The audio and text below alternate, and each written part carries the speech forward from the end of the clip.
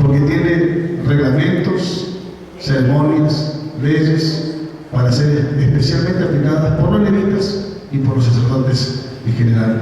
Tercer libro de Moisés. Vamos al capítulo 4, mantenga su Biblia abierta. Dijimos en estos primeros 7 capítulos.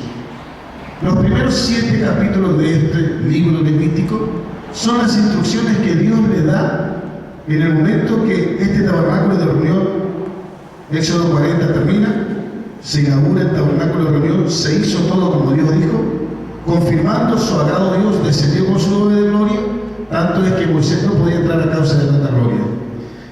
En ese momento, desde ese lugar, empieza el libro de Levítico, y llamó Jehová. Así empieza el libro de Levítico, y los 7 capítulos, Vayikra, llamó Jehová, para los hebreos, desde ahí, desde la nube, en esa primera reunión, podemos decir el primer culto del tabernáculo, Dios le da los 7 primeros capítulos para que, como dije, el pueblo tenga la certeza, tanto los sacerdotes, levitas, y para que el pueblo en general tenga la certeza de lo que estaba haciendo, del servicio que estaba siendo fundamentalmente agradable delante de la presencia de Dios. El martes pasado hemos visto los 3 tipos de ofrenda de paz, y en el capítulo 4 hoy vamos a ver las ofrendas, distintas ofrendas por el pecado, o distintas alternativas que Dios da para los diferentes personajes según su función por el pecado. Versículo 1 y 2, por favor, hermano Nazareno. Entonces hablamos hoy de, ¿qué vamos a hablar hoy? De la ofrenda por el pecado. 1 y 2, por favor. Habló Jehová a Moisés diciendo: habla a los hijos de Israel y dile: cuando alguna persona pecare por yerro en alguno de los mandamientos de Jehová sobre cosas que no se han de hacer, e hiciera alguna de ellas. Comienza estos 2 primeros versículos de este capítulo diciendo: cuando alguna persona pecare. Cuando alguna persona pecare. En estos 2 primeros versículos está hablando de cualquier persona. Está hablando de las personas en un sentido general. Del versículo 3 en adelante, Dios da a las diferentes personas según su función. Pero en estos 2 versículos se está hablando de todas las personas en un sentido general. ¿Por qué? Porque todas las personas deberían tener la oportunidad de ofrecer su ofrenda por el pecado, porque sabía Dios que más allá de su rango, más allá de su conocimiento, más allá de su fe, más allá de su razón social, Dios sabía que el hombre está propenso a pecar, ya sea cuando es tentado por su propia concupiscencia, o ya sea por ignorancia, o por lo que sea. El hombre que pecó allá en el huerto de Edén, Dios sabía que el hombre, más allá de que su conocimiento, como dije, su fe, su razón social, su economía, lo que sea, el hombre estaría propenso a pecar. Por eso es que Dios aquí en el tabernáculo de reunión da alternativas para que las personas, todas las personas, tengan en ese tiempo la oportunidad de ofrecer una ofrenda por el pecado. Por esa razón, Dios, conociendo a la humanidad, a su creación, da a través de Moisés oportunidades a todos, sin excepción. ¿Por qué? Porque Dios no hace excepción de personas. Dios ama a todos y a todos los ama por igual. ¿Qué es pecado? Para comenzar, pecado es violación a la ley de Dios. En este caso, podríamos decir que pecado, en este sentido, ahora donde estamos parados hoy, es violación a la ley de Dios dada a través de Moisés. Eso era pecado. Versículo 13 al 12. Entonces ya vimos ahora en un sentido general. A partir del versículo 13 en adelante, vemos los distintos personajes según su función. Del versículo 13 al versículo 12 habla acerca del sacerdote ungido. Está hablando del sumo sacerdote de Israel. ¿Por qué? El sumo sacerdote también podía pecar. Vamos a ver, versículo 3 al 12, hermano, por favor. Si el sacerdote ungido pecare según el pecado del pueblo, ofrecerá a Jehová por su pecado que habrá cometido un becerro sin defecto para expiación.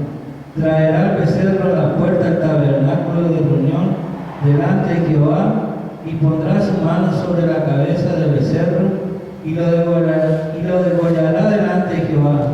Y el sacerdote ungido tomará de la sangre del becerro y la traerá al tabernáculo de reunión.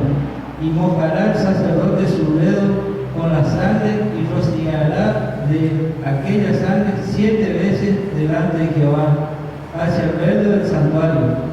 Y el sacerdote pondrá de esa sangre sobre los cuernos del altar de incienso aromático que está en el tabernáculo de reunión delante de Jehová, y echará el resto de la sangre del becerro al pie del altar del holocausto que está en la puerta del tabernáculo de reunión, y tomará del becerro para la expiación toda su grosura, la que cubre los intestinos y la que está sobre las entrañas, los 2 riñones y la grosura de esto sobre ellos, y la que está sobre los ligares, y con los riñones quitará la grosura de sobre el hígado,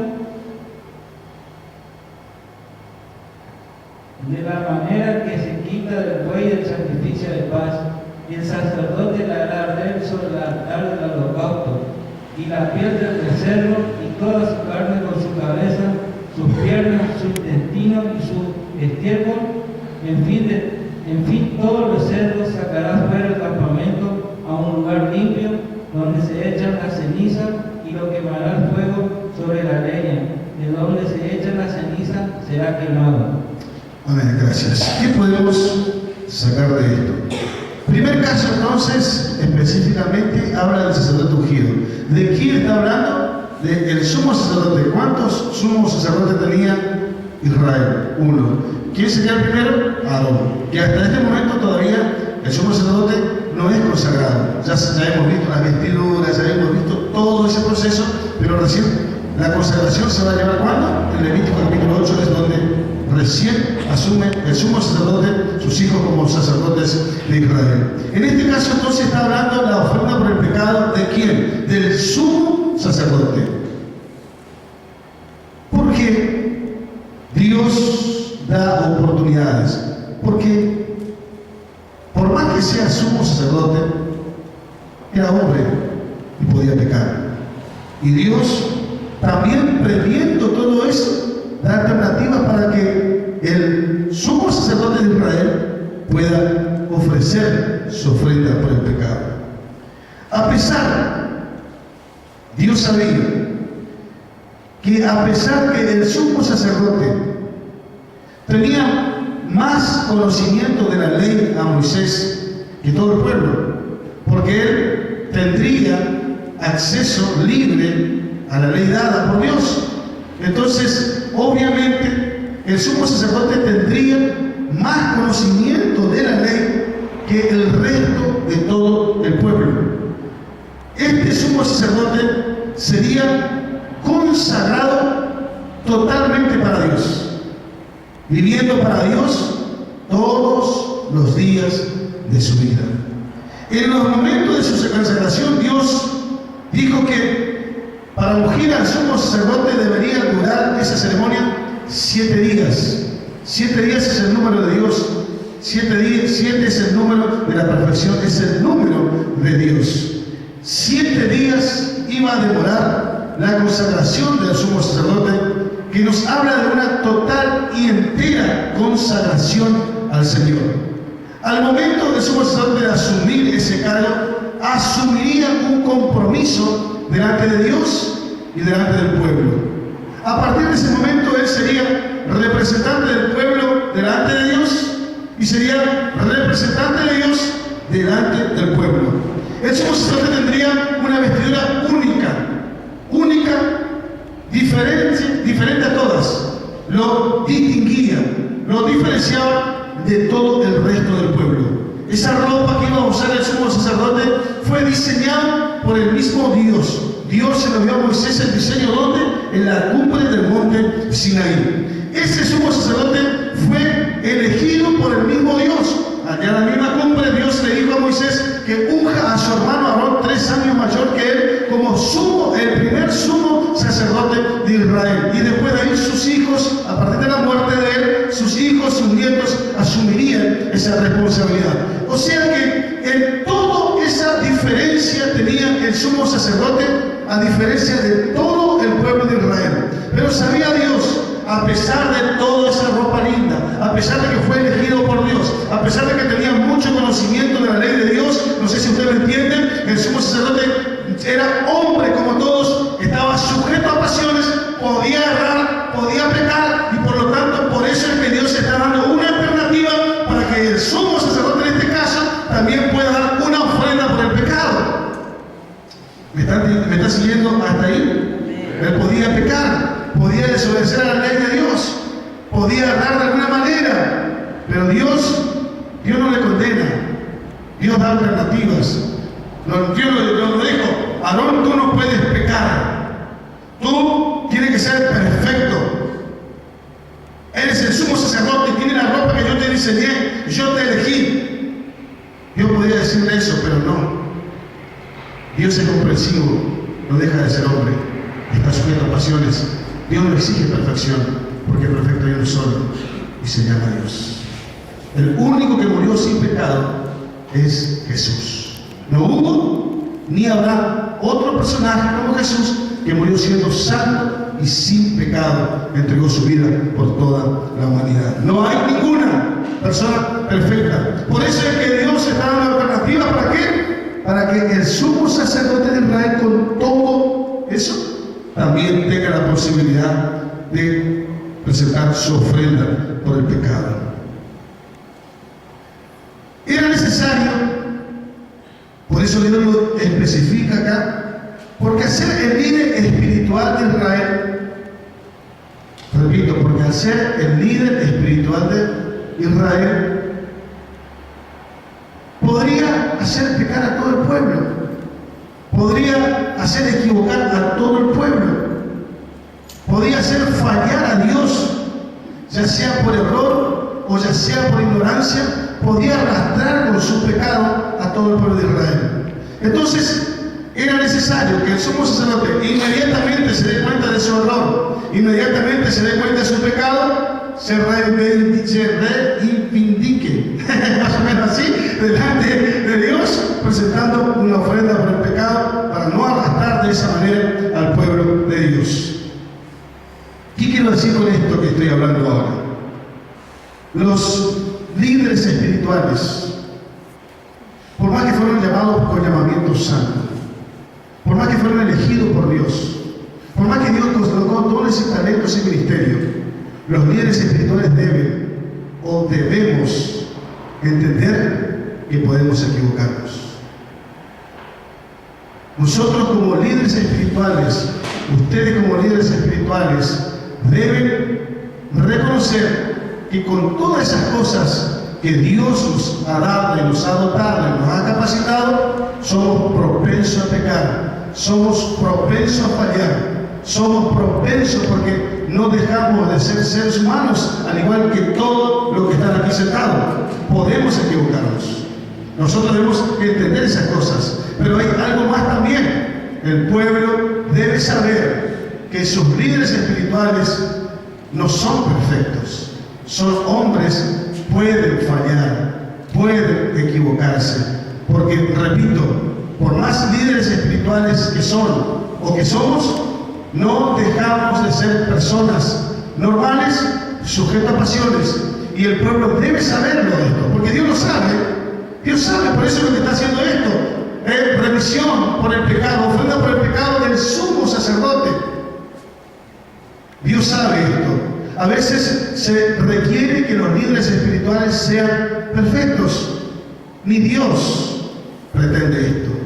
Algunas veces pensamos que cuando nosotros, líderes espirituales, nos presentemos o se presenten, hablo de los demás en el sentido general, se presenten delante de Dios, Dios le va a exigir perfección a los líderes.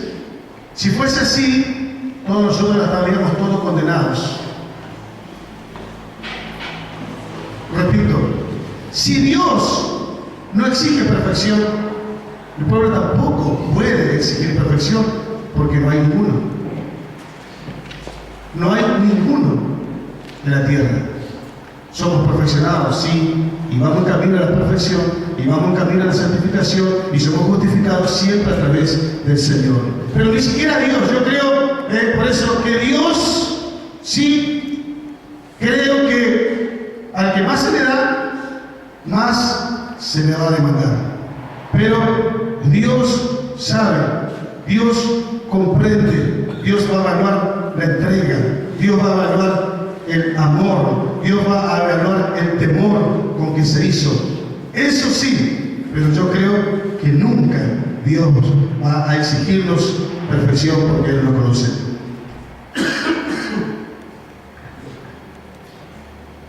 ¿Le va siguiendo hasta ahí o no?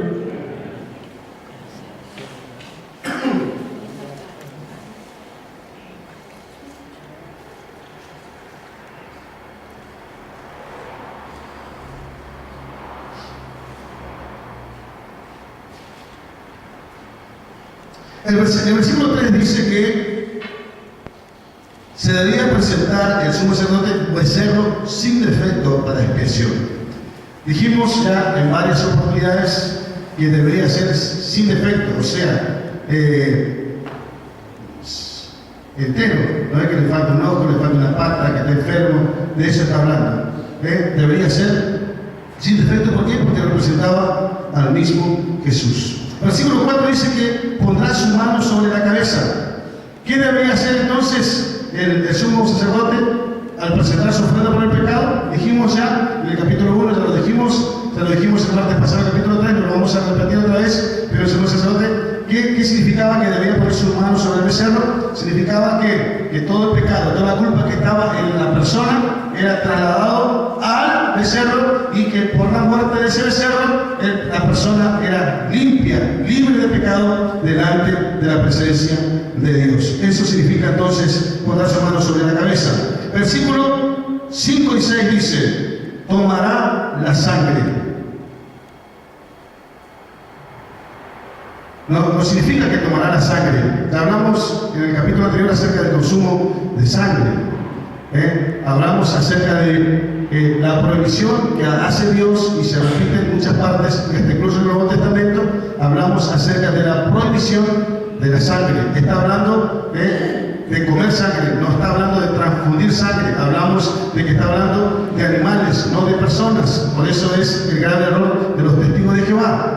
Una cosa es consumir y otra es a través de las venas inyectar sangre de otra persona, no de un animal. Y hablamos acerca del apóstol San Pablo, hablando acerca de la comida ofrecida a los ídolos, y también es bien aplicable en todos los sentidos, porque el reino de Dios consiste en comida y bebida, y hablamos acerca de comer la morcilla y todo eso. Si usted lo quiere ver, véanlo en el canal de YouTube, Pastor Dardo Guando Lugones. No vamos a volver a hablar del tema. Pero tomará la sangre. No está hablando de tomar sangre, está hablando de el becerro. ¿Dónde era sacrificado? ¿Qué es esto? A ver si se acuerdan ustedes. ¿Qué es esto que está acá?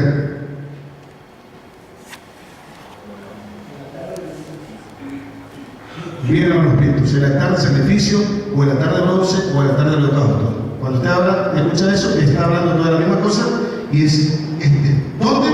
El becerro era, ahí está el becerro, ahí era sacrificado, ahí era degollado, ahí era sacrificado, el altar del holocausto. Tomará la sangre que se derramó al animal acá, debería tomar y llevarlo ¿a dónde? Al lugar cerrado, al santuario, que estaba conformado por el lugar santísimo, no recuerdo, y el lugar santo. Esto que usted ve acá, esto está solamente así, abierto, digamos, para que pueda ver usted los componentes que están dentro, pero no vaya a pensar usted que abierto así, no, es una parte cubierta totalmente, repito, está abierto acá para que usted, nosotros todos podamos ver dónde estaban ubicados las diferentes cosas santas, consagradas para Dios. Usted utensilios acá dentro, pero esto está en un lugar completamente cerrado. Deberían tomar la sangre del becerro acá y llevar la sangre al lugar cerrado, al santuario. ¿Qué debería hacer ahí? Versículos 6 y 7. ¿Qué tenía que hacer el sumo sacerdote con la sangre que se sacaba del altar del sacrificio y llevaba al santuario en la parte cerrada del tabernáculo de reunión? El sacerdote debía hacer 3 cosas. Dice el versículo 6 y 7. Primero, debía mojar su dedo y rociar 7 veces. Número 7 habla de perfección. Debería entonces rociar 7 veces en dirección al lugar santísimo, a donde estaba el arca del pacto, la presencia de Dios. Póngale que ahí donde está el camarógrafo era el altar de sacrificio. Esta es la parte sagrada, póngale usted. Todo esto acá. Acá está el velo. Lugar santo, lugar santísimo. El sacerdote debe ponerse en esta dirección y arrojar 7 veces sangre. ¿Hacia dónde? Hacia el lugar santísimo. ¿Qué estaba en el lugar santísimo? Estaba el arca del pacto. Encima del arca del pacto, el propiciatorio, donde estaba con 2 querubines mirando enfrentados. Ahí es donde Dios se manifestaba. Entonces los sacerdotes 7 veces debían mojar el dedo en la sangre que mató allá en el altar y debían arrojar 7 veces en dirección, 7 veces en número de perfección, 7 veces en dirección al lugar santísimo, a donde se manifestaba la presencia de Dios. ¿Qué indicaba esto? Que el sumo sacerdote estaba reconociendo que pecó contra un Dios santo, 7 veces, santo, perfecto, santísimo. 3 veces santo, 10 veces santo y 10.000 veces santo. Entonces, ¿qué está diciendo con esa sangre que está derramándose? Que pecó contra Dios. Y que pecó contra un Dios perfecto, por eso 7 veces.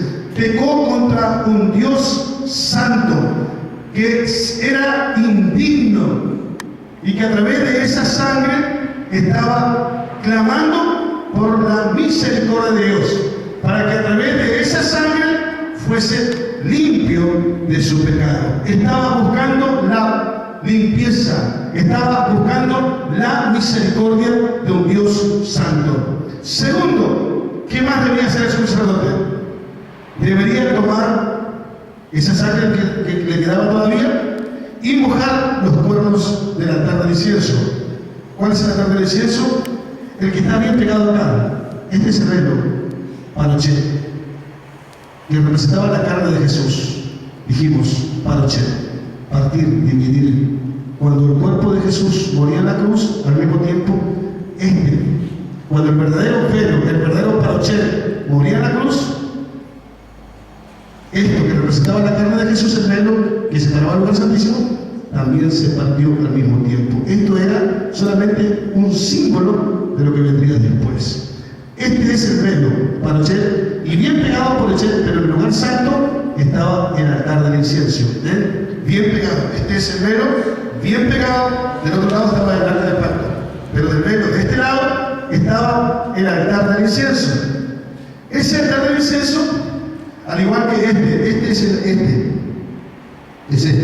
Veo que tiene cuernos en los 4 lados. Lo mismo acá también. El altar del incienso tenía como para que usted tenga una idea, 4 cuernos. Con la sangre que mató acá, debía traer. Primero ya desparramó 7 veces acá. Pecó contra Dios Santísimo. Con otro poco de sangre que le quedaba, tenía que mojar los cuernos. Dice, ¿se la vieron o no? Debía rociar, debía mojar los cuernos del altar del incienso. ¿Qué significa eso? Dijimos en su momento, cuando estudiamos todo este tabernáculo de reunión, estudiamos parte por parte y dijimos que Dios todo lo que hace es por algo y para algo. Todo lo que usted ve acá, las medidas, el material, todo fue diseñado por Dios. Y Dios no hace las cosas como a veces hacemos nosotros, por la duda. por si me sale bien, vamos a intentar. No, Dios no hace así. Dios todo lo que hace, lo hace por algo, lo hace con un sentido. Y cuando estudiamos acá, dijimos que todo lo que está acá tiene un sentido, y estudiamos no todo, pero sí, nos llevó muchas semanas por lo menos estudiar gran parte de lo que significaba eso. En su momento dijimos que el altar, a ver si hay alguno bien memoriado.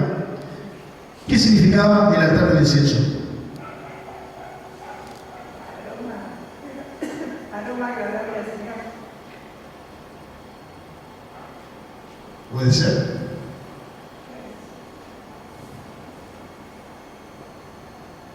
¿Alguien más? ¿De qué hablaba el incienso? ¿De qué hablaba el altar del incienso? ¿Para qué se usaba? ¿Qué significaba? Significaba las oraciones de los santos. Las oraciones de los santos. No lo vamos a repetir toda vez. Al mojar los cuernos del altar del incienso, entonces representa la oración de los santos. Y dijimos también en su momento que esos cuernos ahí, los 4 cuernos, no se le da el significado que tenemos nosotros hoy. Pero entonces la Biblia, cuando habla de ese, habla del poder. Los cuernos en el Apocalipsis, en el Nuevo Testamento, habla de poder. Tenía que rociar los 4 cuernos del altar del incienso. Significaba que el sumo sacerdote, a través de esa ceremonia, o de esa ofrenda, o de esa oración, estaba aplicando la sangre que tiene poder, porque cuando se habla de poder, y entonces la sangre de Jesucristo tiene poder. Cuando usted ore, hermano, siempre debe invocar la sangre de Jesucristo. La sangre de Jesucristo te limpia de todo pecado. Cuerno habla de poder, y la sangre de Jesucristo tiene poder. Entonces, quiero decirles que toda vez que usted ore, aplique la sangre de Jesucristo. Debe orar. Yo siempre estoy aplicando por la fe la sangre de Jesucristo en mi vida, en mi familia, en la iglesia, en la familia, en los matrimonios, porque la sangre de Jesucristo tiene poder. Esto está siendo filmado. Amigo, cualquiera sea tu pecado, arrepiéntete. Aplica la sangre de Jesucristo y sé limpio, porque la sangre de Jesucristo nos limpia de todo pecado. Tercero, todavía le quedaba sangre. Ya lo roció 7 veces, ya derramó sobre los cuernos del altar del incienso, pero todavía no quedaba. ¿Qué debía hacer el sacerdote o el sumo sacerdote con esa última sangre? Lo último poco de sangre que le quedaba, ¿qué debía hacer? ¿Derramar a dónde? A los pies del altar que es este. La última sangre que le quedaba, la última gota de sangre que le quedaba, venía y debía derramarlos a los pies del altar del sacrificio. Dijimos que este altar del sacrificio significa o simboliza la cruz de Jesús. Simboliza que la última gota de sangre de Jesús se derramaría en la cruz de Calvario para remisión de todos los pecados. La última sangre del becerro que representaba a Jesús debería ser derramada, repito, a los pies del altar del holocausto. Simboliza la cruz, que es el lugar donde Jesús derramó hasta su última gota de sangre por tu pecado, por mi pecado, por el pecado de toda la humanidad. Amén. Glorias a Dios. Versículo 8 al 10.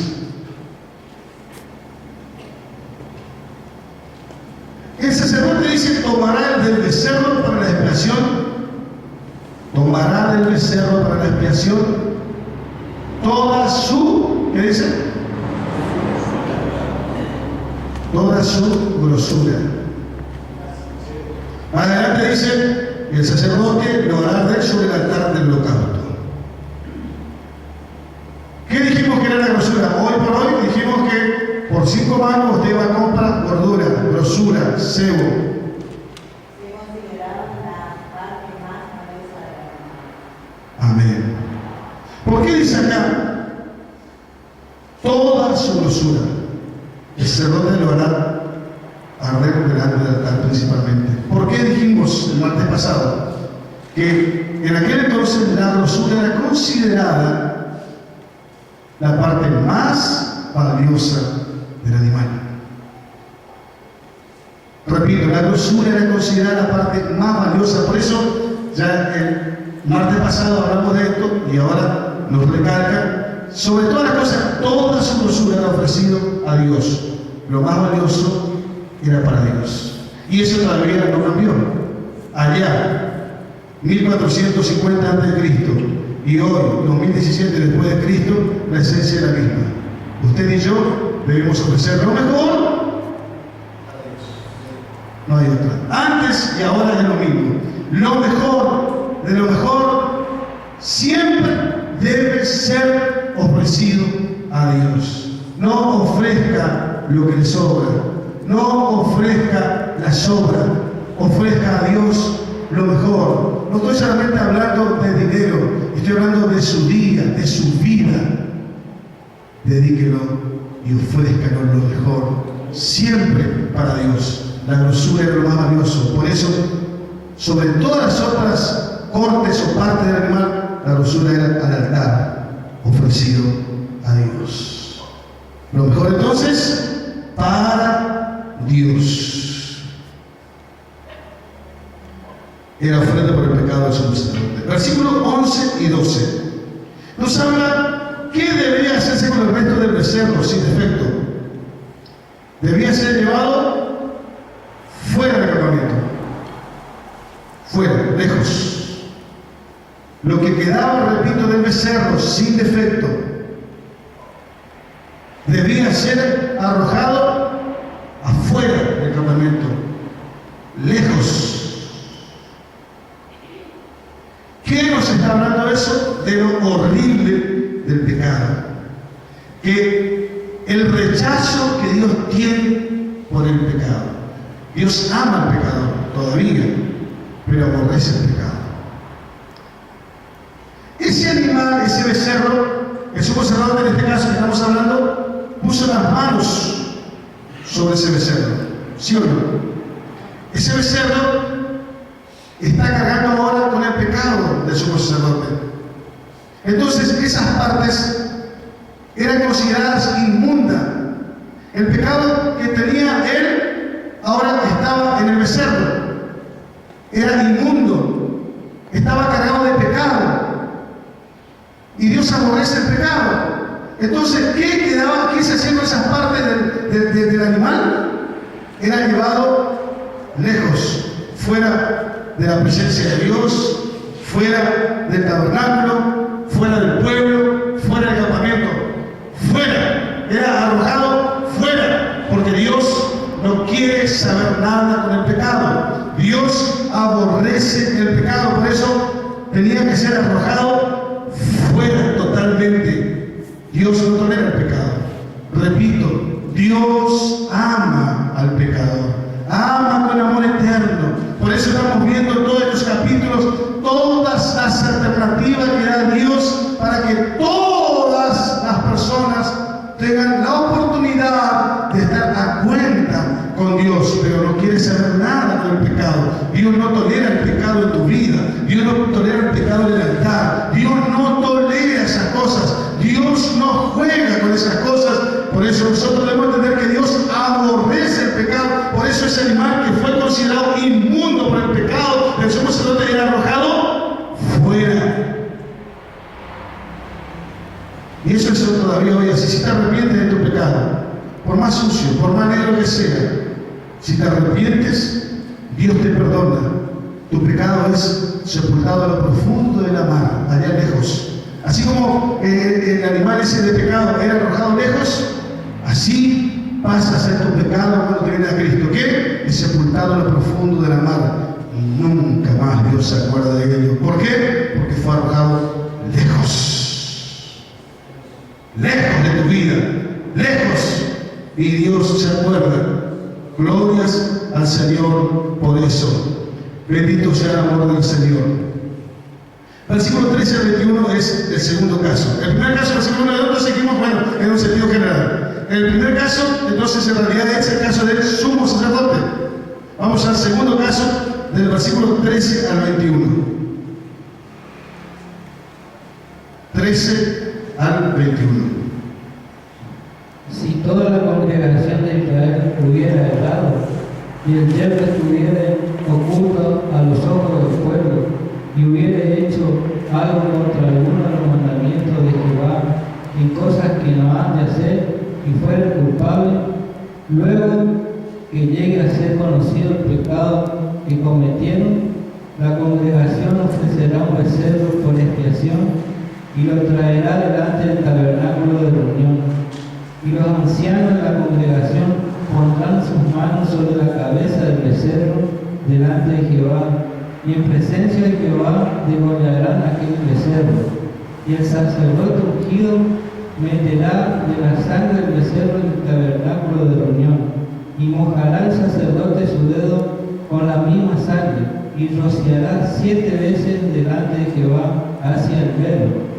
Y de aquella sangre pondrá sobre los cuernos del altar que está delante de Jehová en el tabernáculo de reunión, y derramará el resto de la sangre al pie del altar del holocausto, que está en la puerta del tabernáculo de reunión.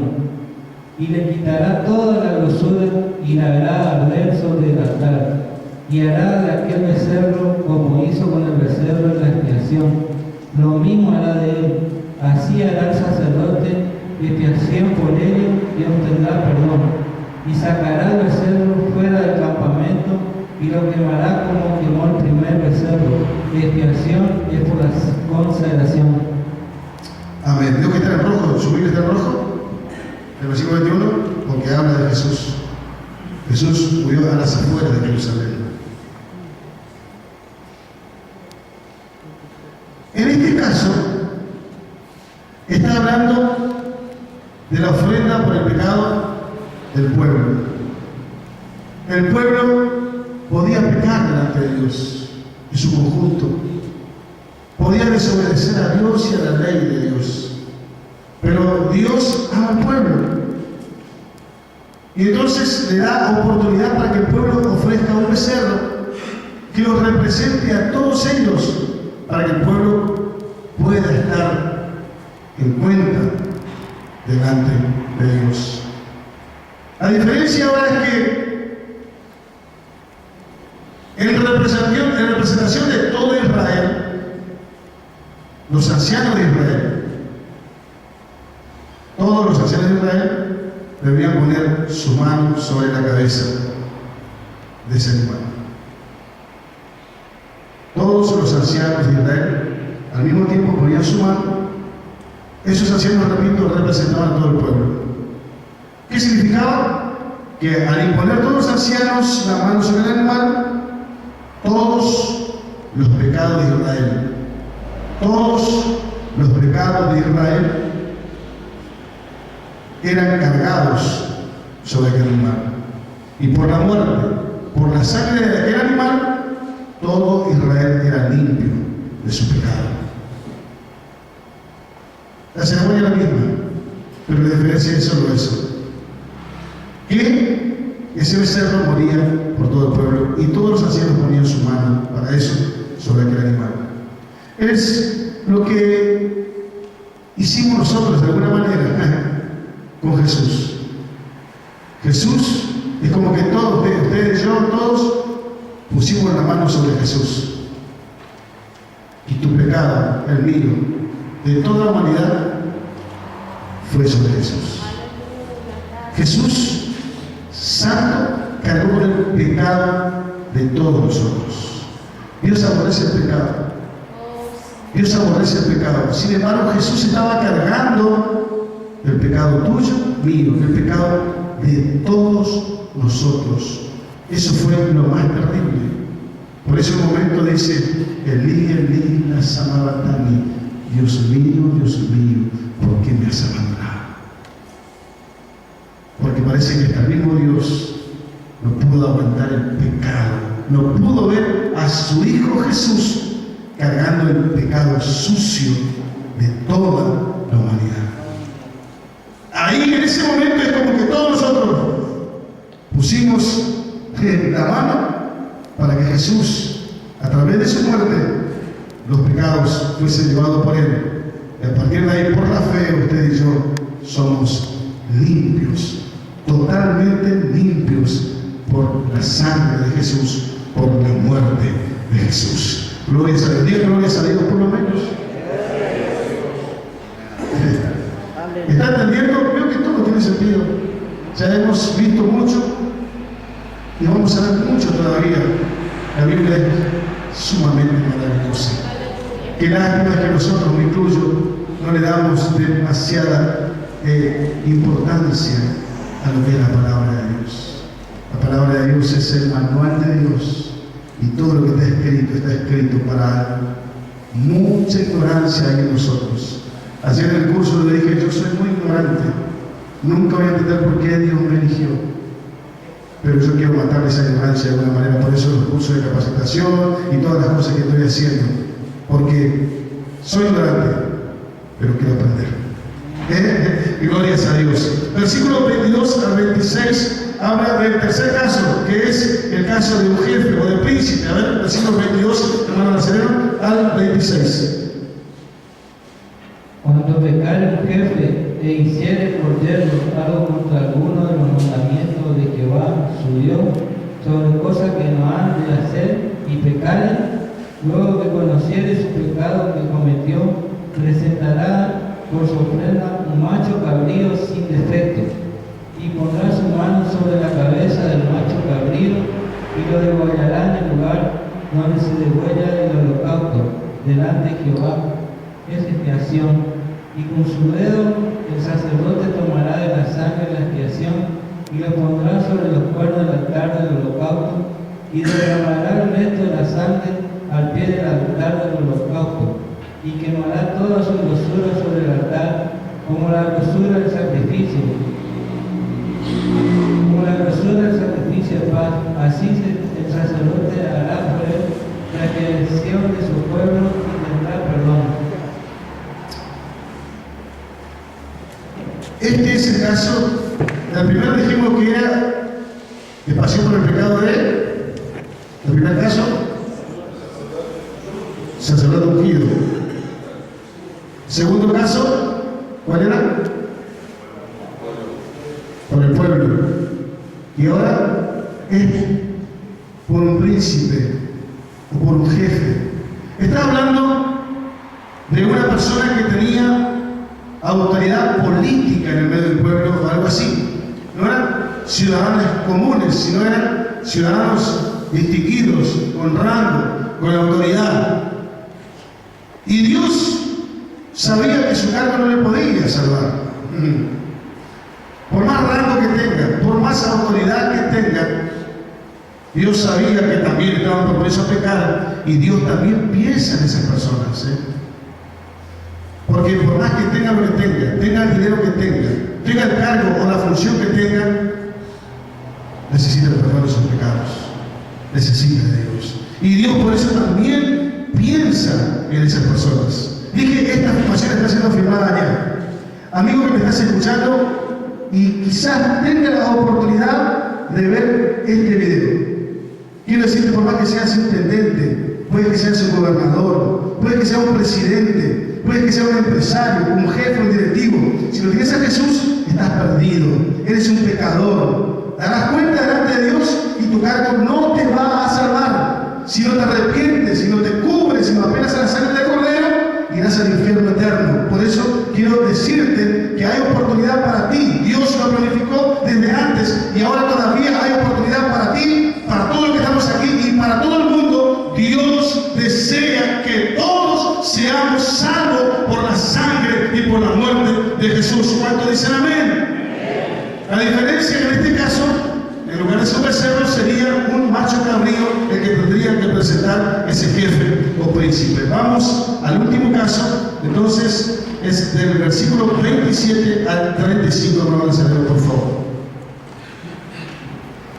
Si alguna persona al pueblo pecare por yerro, haciendo algo contra alguno de los mandamientos de Jehová, en cosas que no ha de hacer, y delinquiere, luego que conociere su pecado que cometió, traerá por su ofrenda una cabra sin defecto por su pecado que cometió, y pondrá su mano sobre la cabeza de la ofrenda de la expiación.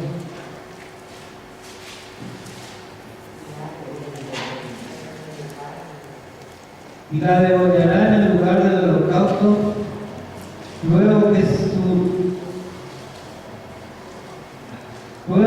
con su dedo el sacerdote tomará la sangre y pondrá sobre los cuernos del tabernáculo, sobre el altar del holocausto, y derramará el resto de la sangre al pie del altar, y le quitará toda su grosura, de la manera que fue quitada la grosura del sacrificio de paz.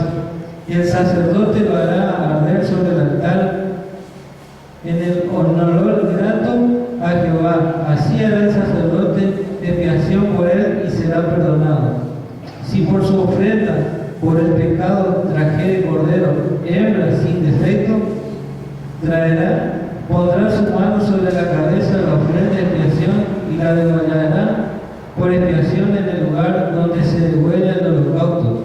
Después, con su dedo, el sacerdote tomará la sangre de expiación y la pondrá sobre los cuernos del altar del holocausto, y derramará el resto de la sangre al pie del altar, y le quitará toda su grosura como fue quitada la grosura del sacrificio de paz. Y el sacerdote la hará arder en el altar sobre la ofrenda encendida a Jehová, y le hará el sacerdote expiación por su pecado que habrá cometido, y será perdonado. Amén, gracias. Esta era la cuarta ofrenda, y era ofrenda por una persona común, es decir, ni sacerdote, ni príncipe, ni rey, ni gobernador, ni anciano, ni nada. O sea, esta era la ofrenda para una persona que no tenía ningún cargo jerárquico. Dios también pensó en los más humildes. Dios también pensó en lo que menos tienen. Dios se interesa por toda la humanidad sin acepción alguna. El rito o la ceremonia es la misma. Lo único que en este caso es para una persona común, por decirlo de alguna manera, una persona que no tenía esos cargos jerárquicos. Pero Dios amoroso, Dios maravilloso, que ama a todos por igual y no hace acepción de personas, pensó también en ellos y les está dando alternativas para que estas personas también puedan ofrecer ofrenda por su pecado. Y eso no ha cambiado. Dios todavía sigue pensando lo mismo. La Biblia dice que Dios no quiere que ninguno se pierda, sino que todos, sin excepción alguna, sea rico, pobre, sea la autoridad jerárquica que tenga o lo que sea, Dios no quiere que ninguno se pierda, sino que todos procedan al arrepentimiento.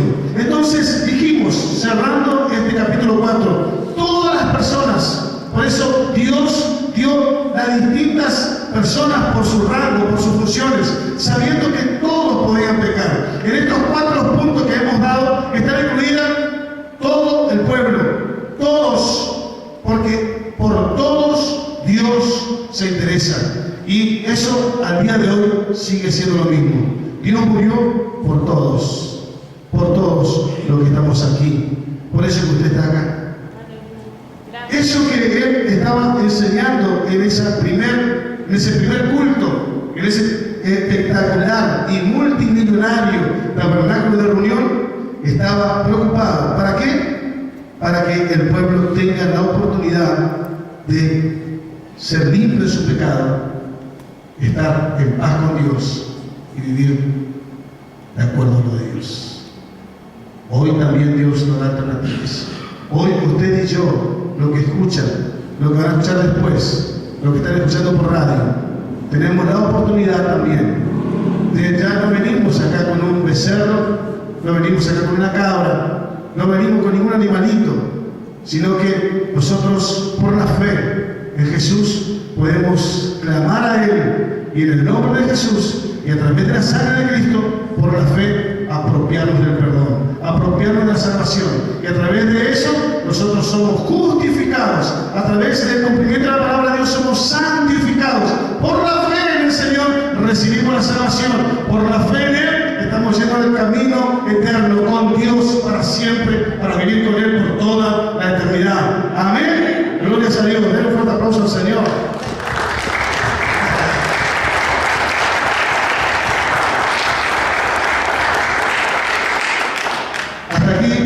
El día de hoy, seguimos el martes que viene con el capítulo 5 de la maravillosa palabra de Dios. Cantamos un coro, por favor, hermano Marcos.